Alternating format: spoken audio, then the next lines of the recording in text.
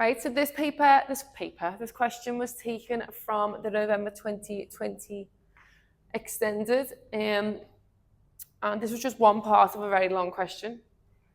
Okay, but the first question says, you have this diagram, you have some measurements, it's given you a lot of information on the diagram. Okay, so it's told you here that the length, if the big triangle, basically this is the midpoint. Yeah, and same here.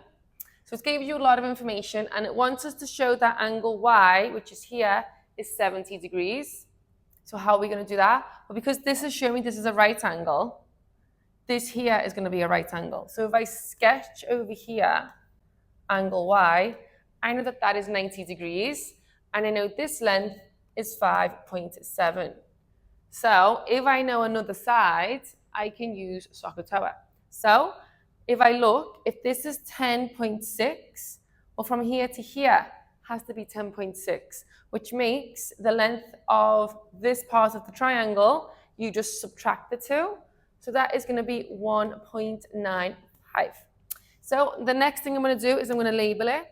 So this is the opposite, this is the hypotenuse, and this is the adjacent. So because I'm looking for the angle and I have the adjacent and the hypotenuse, I am going to use cos. Okay, so what does that mean? So in this triangle, because I'm looking for the angle, I need to make sure that I do the inverse. Oh, sorry. Oh dear. -1. And I need to do the adjacent divided by the hypotenuse. So 1.95 all over 5.7. If you write that in to your calculator, you are going to get 69.99, and it says to the nearest degree. So if you round this, you will get 70 degrees. So now I know this angle over here is 70 degrees. If you look at the whole shape, we know that it's going to be an isosceles triangle because this length at the bottom, which has been going right down the middle, it splits it perfectly, and this length here is also the same. That means that we naturally have an isosceles triangle. So this angle here has to be 70 degrees, which we know angles in a triangle add up to 180. So 180, subtract the two angles that we know, which is 140, will give you that 40 degrees. Right, and then the last thing it wants us to do is work out the value of V. So where is V? It is here. So we can look at this shape and say, okay, just because we have this angle and what else? This we know is going to be a right angle. We know that this triangle here, if I draw it, and this triangle are actually similar. So that means that this is also going to be 70 degrees.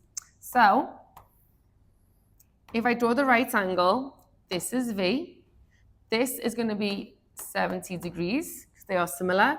And the base of that triangle is 10.6. So because I'm looking for V in this example, let's label it. So we've got the hypotenuse, we have the opposite, and then the adjacent. So because we have A and we're looking for H, we are going to use cos again. So let's get the triangle up. Okay, so this time we have the angle, so that's going to be here. So cos 70, and we have the adjacent. So we're going to divide. So 10.6, and we're going to divide that by cos 70. It's already an equal sign there for me. So if we do this, we get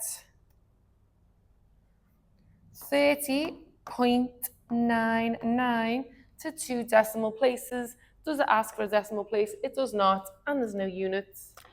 And that is it. Ta-da!